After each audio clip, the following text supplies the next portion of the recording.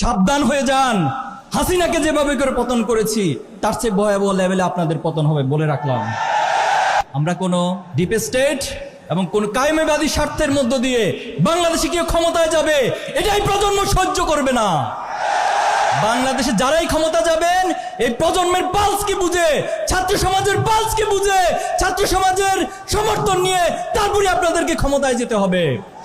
বাংলাদেশের সম্প্রতি তেজগাঁও কলেজে সাকিবুল হাসান রানা নামে একজন শিক্ষার্থীকে হত্যা করা হয়েছে, আপনারা জানেন, খুব বেশি আলোচনায় আসে নাই। কাদের হাতে হত্যা করা হয়েছে সেটাও এই জাতি জানে, কিন্তু দুর্ভাগ্য হচ্ছে মিডিয়াগুলো, প্রশাসন এই সাকিবুল হাসান রানার হত্যাকাণ্ডকে গোপন করেছে।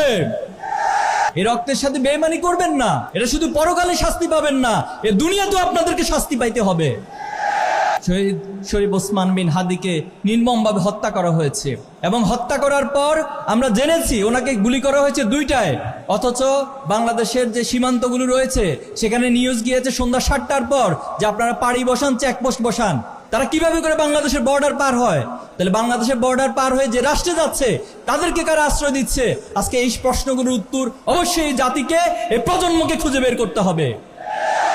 শহীদদের সাথে যদি কোনো গাদ্দারি হয়, আমরা বলছি আমরা এক একজন আবু সাইদ হয়ে যাব, আমরা এক একজন হাদি হয়ে যাব, কিন্তু এরপর শহীদদের স্বপ্নকে আমরা ধূলিসাৎ হতে দিব না।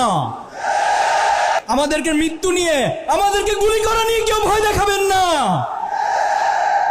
আমরা পৃথিবীতে পা রেখেছি শাহাদাতের তামান্না নিয়ে।